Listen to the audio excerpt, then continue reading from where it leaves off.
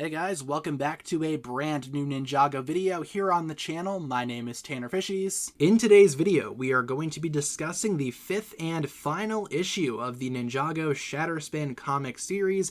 This is it. This is the final issue of SHATTERSPIN, and I'm excited to dive on into my thoughts. First of all, for a couple of quick disclaimers, yes, this comic is canon. You should totally check it out. It is worth reading. For 2, I bought my copy digitally online through Barnes & Noble's website. The entire SHATTERSPIN series is currently available there. And for 3, this video will contain spoilers for this issue and pretty much every other issue of Ninjago SHATTERSPIN that we've reviewed so far. By the way, I have reviewed every single other issue of this series. Check out the playlist link that can be found in the description. So with that out of the way, let's talk about SHATTERSPIN issue 5, the big finale of Ninjago SHATTERSPIN, if you will. First of all, I will say the action and emotion in this issue is especially awesome. The final throwdown with the Lycan King and Zayden Kane just has so much going on. The artwork is beautiful, depicting the action in that classic style. Despite these comics showing us static images, we feel the movement, and it is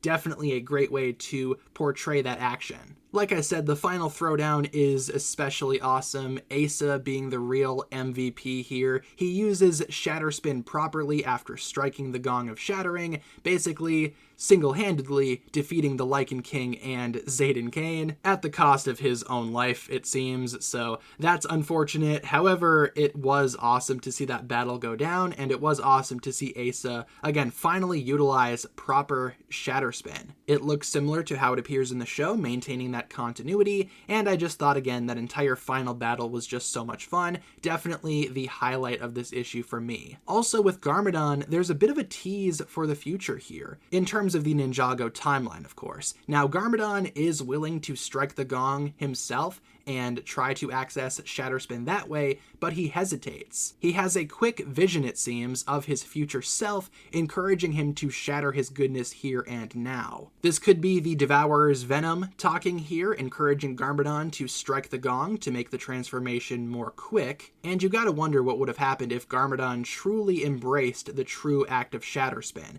Striking the gong, fully embracing SHATTERSPIN, fully shattering his goodness, would that have fast-tracked Garmadon's corruption? In my opinion, it definitely would have, and this vision here seemingly confirms it. Like I said, Asa ends up striking the gong, getting a wolf mask, all of that good stuff, so we never see Garmadon utilize full SHATTERSPIN necessarily in this issue, but it is an interesting what-if scenario to think about. Also, in terms of other characters, I did like the Lycan King in this issue. His motivations are a little bit conflicting. You can tell that he cares for Asa, but he's still being controlled by Zayden Kane, becoming this strangely sympathetic villain that you kind of feel bad for. Also, again, with this being the final issue of SHATTERSPIN, and with none of Garmadon's students joining him in Ninjago during the Serpentine War, it was obvious that Garmadon would have to say goodbye to all of them eventually, and it is a very heartbreaking goodbye. You get the sense that Garmadon does truly care for these people, and vice versa.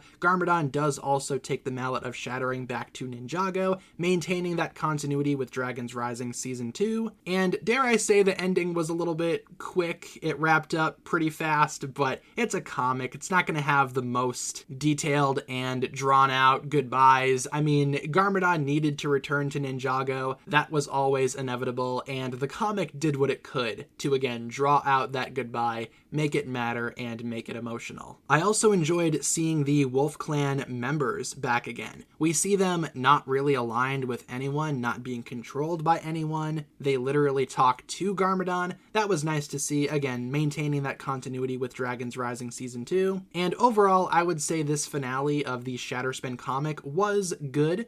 I did like it overall. I thought it was a good wrap-up for the series, and I really hope we see more comics like this in the future. They kind of tease that Garmadon will return at the end of this comic. Hopefully that means we will see more Garmadon central comics in the future. Now with that in mind, I do plan on doing a full video talking about the entire SHATTERSPIN series at a later date, but as of right now, that's going to pretty much wrap it up for my thoughts on issue number 5 of SHATTERSPIN, the final issue of this series. Leave all of your thoughts down below. If you've read the final SHATTERSPIN issue, let me know what you thought about it. If not, are you planning on reading it? Like I said, I would highly recommend it. Leave all of your thoughts down below. Thank you so much for tuning in. If you guys enjoyed this one, feel free to like and subscribe, do all that fun stuff, and I will talk to you guys again very, very soon.